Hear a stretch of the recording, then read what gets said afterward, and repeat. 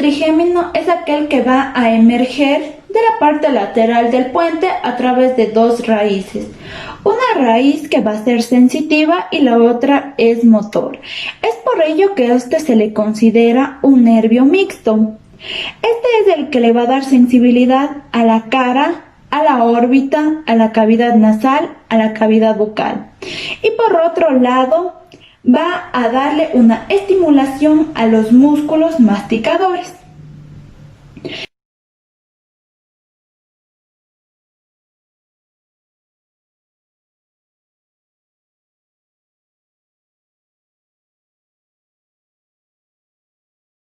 El origen sensitivo, va a nacer del ganglio trigeminal. El ganglio trigeminal es una masa nerviosa que va a tener la forma de una semiluna. Se va a encontrar anterior a la cara anterosuperior de la porción petrosa que correspondería al hueso temporal. Se encuentra en la cavidad trigeminal. En esta vamos a reconocer dos caras, dos bordes y dos extremos. La cara superior es aquella que va a estar adherida a la dura madre y la cara inferior es aquella que se encuentra cruzada con la raíz motora del nervio trigémino y se relaciona a la impresión trigeminal. Por otro lado vamos a tener los bordes. El borde posteromedial va a ser cóncavo y te va a tener continuidad raíz sensitiva del nervio trigémino. Y el otro borde, que sería el anterolateral, en cambio ya va a dar origen a tres nervios, que sería el nervio maxilar, el nervio mandibular y el nervio oftálmico. En cuanto a sus extremos, vamos a tener un anterior y vamos a tener un extremo posterior. En el extremo anterior, sería continuidad con el extremo posterior del seno cavernoso, mientras que el extremo posterior, es aquel que va a dar origen al nervio mandibular. Ahora vamos a hablar del origen motor. Estas fibras van a nacer de dos importantes núcleos, como es el núcleo principal y el núcleo accesorio. El núcleo principal es aquel que se encuentra en la formación reticular gris del puente, mientras que el núcleo accesorio es aquel que se localiza en el superior al precedente del mesencéfalo. El origen aparente. Las dos raíces que van a emerger del puente, es decir, tanto la raíz sensitiva como la motora, estas en el puente justo en el límite entre lo que sería la cara inferior y los pedúnculos cerebelosos medios. La raíz motora, esta es mucho más pequeña que la raíz sensitiva. Estas van a emerger del sistema nervioso central, medialmente a lo que sería la raíz sensitiva, cerca del borde superior de la misma. El trayecto y sus relaciones. Desde su origen aparente, las raíces tanto sensitivas como motores se van a dirigir lateral, anterior y superiormente entre el pedúnculo cerebeloso medio y la cara póstero superior de la porción petrosa del hueso temporal. La raíz sensitiva del nervio trigémino. Esta va a ser redondeada en la proximidad del puente. Esta se va a ir haciendo plana y se va a desplegar en el plexo triangular. La raíz motora del nervio trigémino. Esta va a estar situada anterior y medial a la raíz sensitiva. En la cavidad trigeminal, en su trayecto, esta raíz es primero inferior al plexo triangular. Las relaciones que van a presentar las raíces tanto sensitivas como motoras con las meninges va a ir variando en todo su trayecto. Al inicio vamos a ver que estas van a ser envueltas por la pía madre, para luego estas atravesar lo que es el tejido subaracnoide, la aracnoides y el espacio supraracnoide.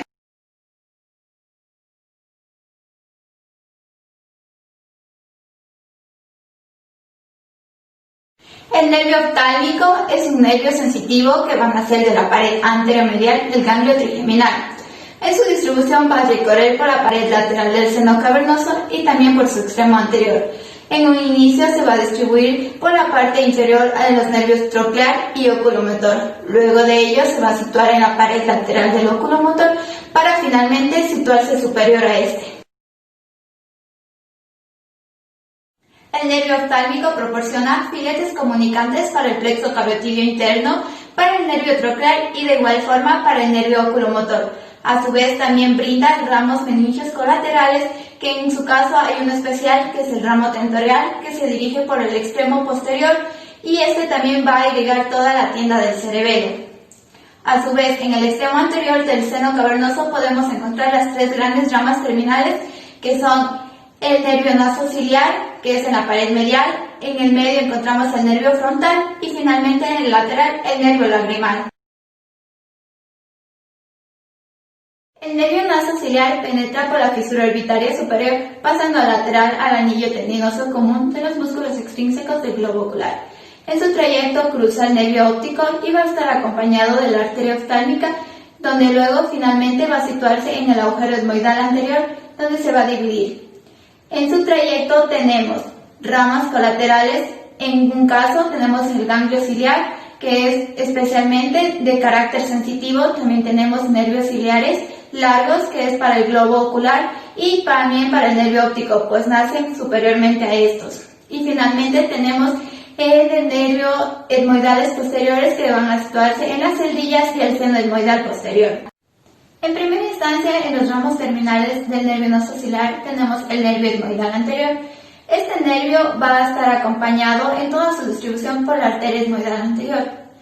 En primera instancia va a penetrar por el conducto etmoidal anterior, luego por el surco que lleva el mismo nombre y finalmente va a situarse en el agujero etmoidal anterior, donde en este va a dividirse en un ramo interno que es para la cara anterior del tabique nasal y un ramo externo para la cara posterior de los huesos nasales, y finalmente va a llegar al vértice de la nariz. Otro nervio terminal de encontramos el infratroclear, que es una comunicación o continuación del nervio nasociliar, y va a llegar a un punto en su recorrido de la tróclea del músculo oblicuo superior, donde va a dividirse en ramos ascendentes para los tegumentos del entrecejo y ramos descendentes, que es para las vías lagrimales y para los tegumentos de la nariz. El nervio frontal, que se sitúa entre el nervio nasociliar y el lagrimal, va a presentar una distribución similar al del nervio nasociliar. Sin embargo, presenta una gran diferencia, y es que va a presentarse o estar entre el músculo elevador del párpado superior y el techo de la órbita, por lo que en sus ramas terminales vamos a tener una supraorbitaria y una supratroclear. El nervio lagrimal, que se sitúa más lateralmente al nervio frontal, podemos decir que presenta una distribución similar a los nervios precedentes ya mencionados. Sin embargo, tiene una particularidad, y es que va por el borde superior del músculo recto lateral. También va a tener comunicación con la membrana fibrosa de la fisura orbitaria superior, por lo que también va a pasar por su extremo lateral. Y finalmente se va a situar en el periósteo orbitario, donde va de ramos hacia la glándula lagrimal y hacia el párpado superior. También va a tener comunicación con el nervio infraorbitario.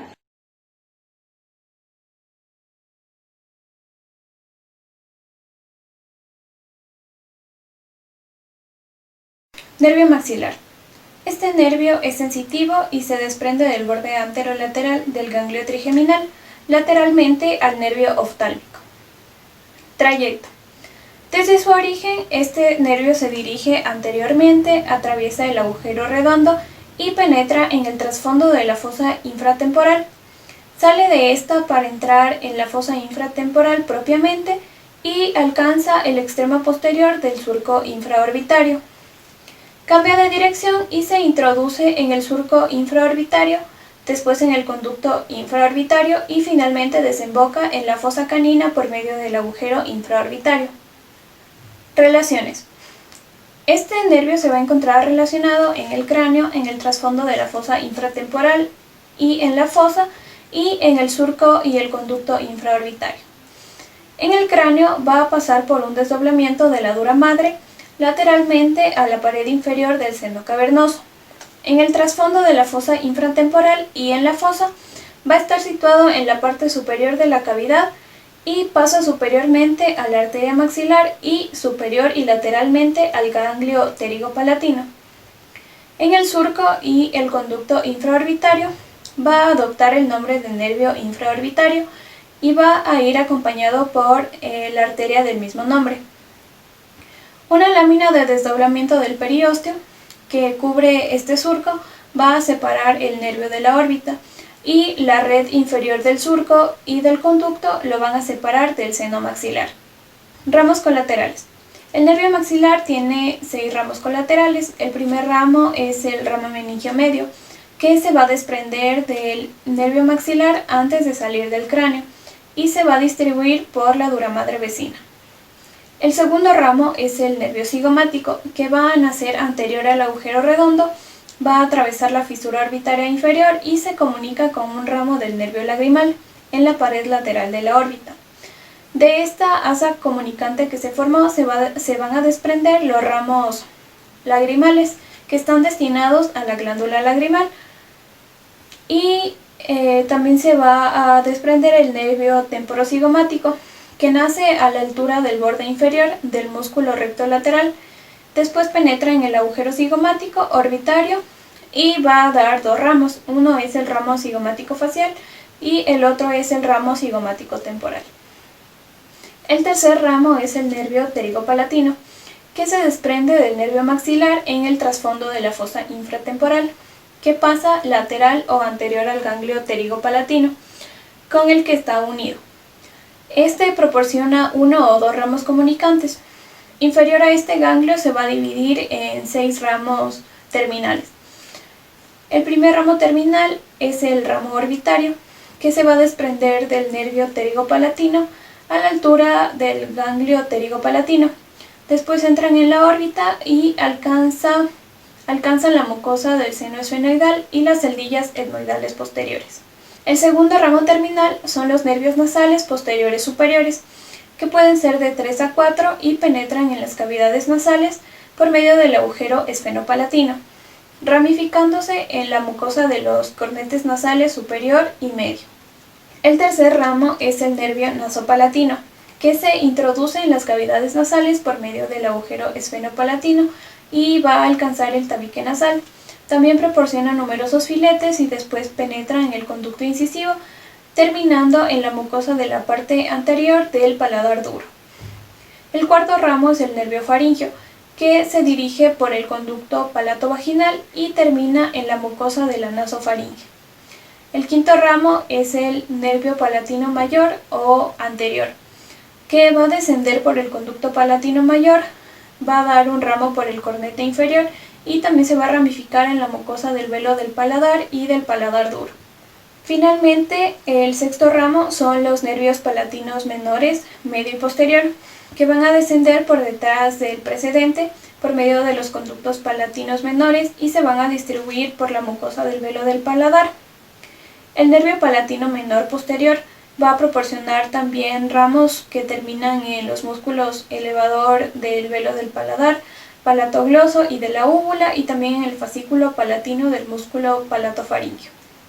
El cuarto ramo colateral del maxilar son los ramos alveolares superiores posteriores, que pueden ser de 2 a 3, y estos se van a desprender del nervio maxilar un poco antes de su entrada en la órbita. Se introducen en los orificios alveolares y van a formar un plexo dentario superior. Este plexo va a proporcionar filetes nerviosos a las raíces de todos los molares superiores, al maxilar y también a la mucosa del seno maxilar. El quinto ramo colateral es el ramo alveolar superior medio, que nace del nervio infraorbitario va a descender en el espesor de la pared anterolateral del seno maxilar hasta la parte media del plexo dentario superior. Este ramo es inconstante. Y finalmente, el sexto ramo colateral del nervio maxilar es el ramo alveolar superior anterior, que va a nacer del nervio maxilar en el conducto infraorbitario. Se va a introducir en el conducto alveolar superior anterior y se distribuye por las raíces correspondientes de los incisivos y del canino, así también por la mucosa de la parte anterior del meato nasal inferior, y se va a comunicar posteriormente con el plexo dentario superior.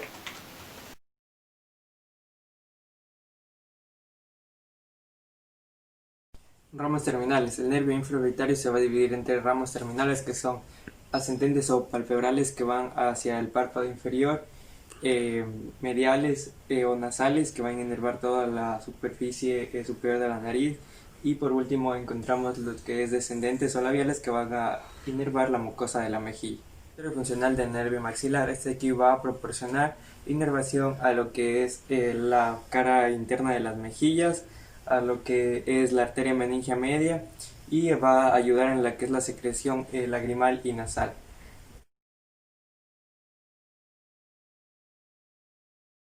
El nervio mandibular. El nervio mandibular es sensitivo motor y resulta de la unión de dos ramas procedentes del ganglio trigeminal. En su trayecto vamos a encontrar que este atraviesa una porción de la dura madre, como podemos observar en la imagen, y se va a unir sus dos ramas en el agujero oval. Posterior a este, en su trayecto extracraneal, vamos a encontrar que está en la fosa interpterigoidea, va a estar en contacto con el músculo pterigoideo lateral, y su ramo colateral va a inervar la arteria meningia media. Dentro de sus ramos terminales vamos a encontrar que se va a dividir en dos troncos. Su tronco anterior a su vez se va a dividir en tres ramas, que serían el nervio temporovocal, el nervio temporomasentérico y el nervio temporal profundo medio. El nervio temporovocal se va a dividir a su vez en dos ramas, que serían el nervio vocal y el nervio temporal profundo anterior. El temporal profundo anterior va a dar inervación a la parte anterior del músculo temporal. La parte bucal va a dar inervación a lo que es la región de las mejillas. El nervio temporal profundo medio va a dar inervación a la parte media del músculo temporal. Y por último, el músculo temporomasentérico igual se divide en dos ramas, que serían la rama masentérica, que va a dar inervación al músculo masentérico, y la rama del nervio temporal profundo posterior, que va a dar a la parte posterior del mismo músculo.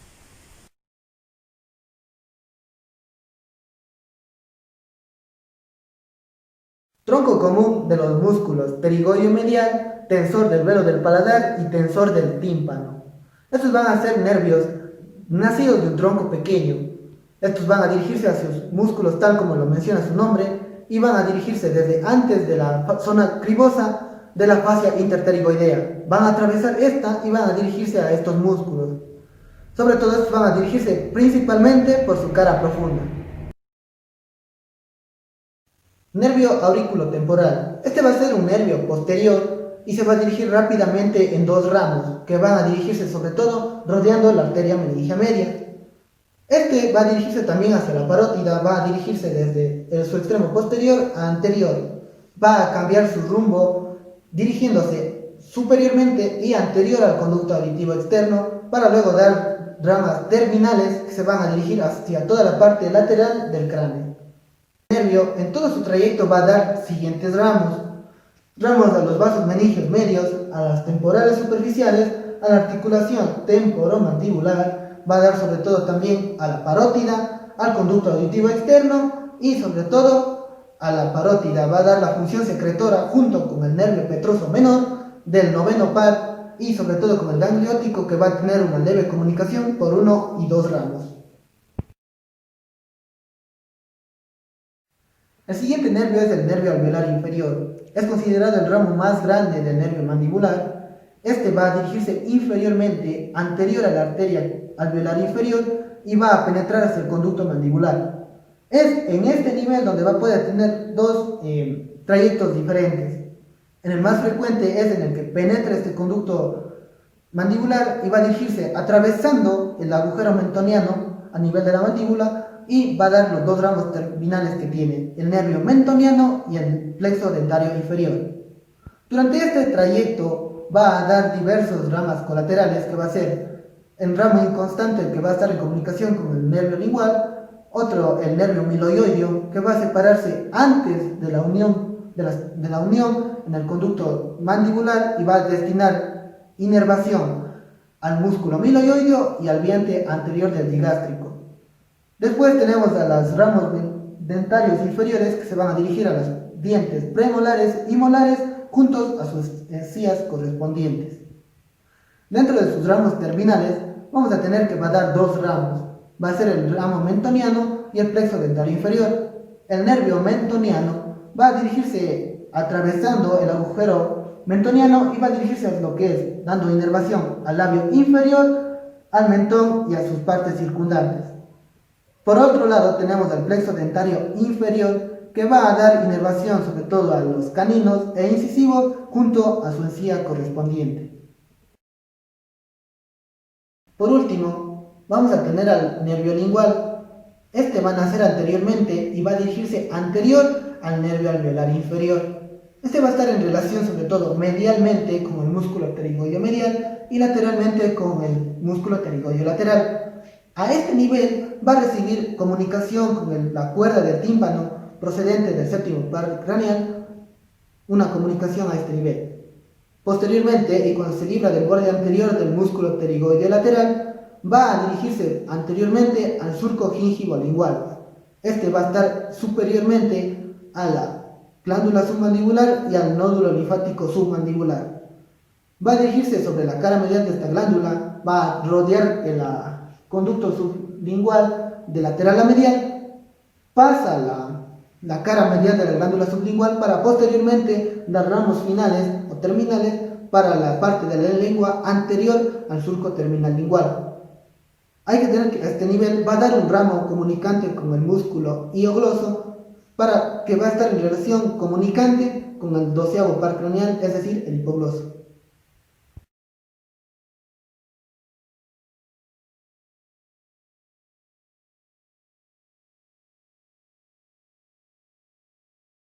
El nervio mandibular conduce los influjos sensitivos percibidos en la piel de la región temporal, de la mejilla y del mentón.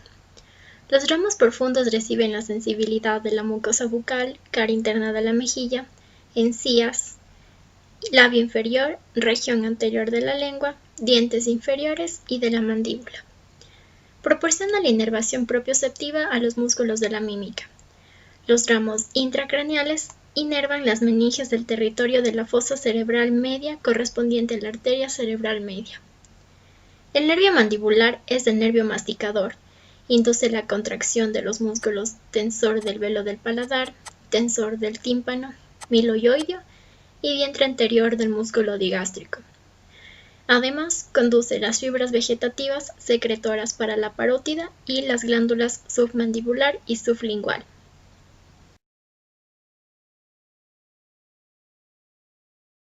El nervio trigémino, mediante sus ramos, inerva en su mayoría los territorios cutáneos de la cara. El nervio oftálmico proporciona la sensibilidad de la frente y de la mitad anterior del cuero cabelludo, párpado superior, dorso de la nariz, excluyendo las alas de la nariz y narinas. En la profundidad inerva la parte anterior de las cavidades nasales y los senos, y el globo ocular. El nervio maxilar conduce las sensaciones cutáneas de la parte anterior de la sien, pómulos, párpado inferior, ala de la nariz y labio superior hasta la comisura labial. En la profundidad inerva la parte posterior de las cavidades nasales, bóveda palatina, velo del paladar, encías y dientes del maxilar. El nervio mandibular inerva la región temporal, trago y lobulillo de la oreja, mejilla, el labio inferior y el mentón. En la profundidad inerva la mucosa de la mejilla, encías y dientes inferiores, y una parte de la lengua.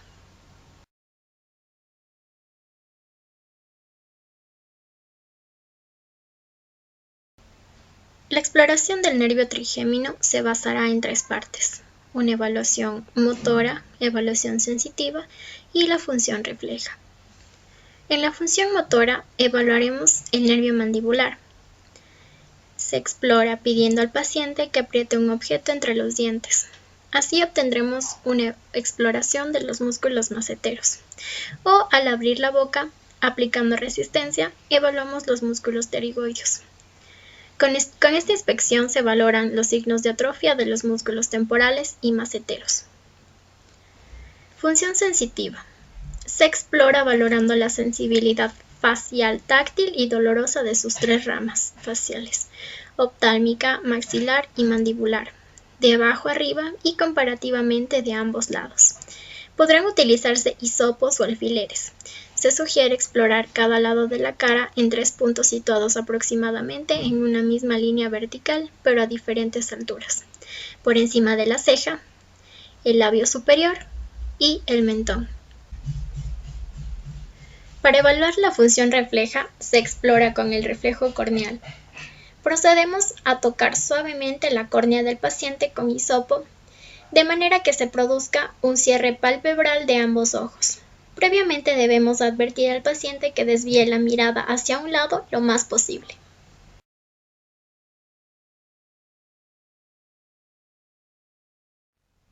Para concluir, el estudio del nervio trigémino resulta de vital importancia, pues para realizar una exploración neurológica se debe conocer la disposición de este nervio y sus ramos, lo que nos proporcionará el conocimiento de sus territorios funcionales.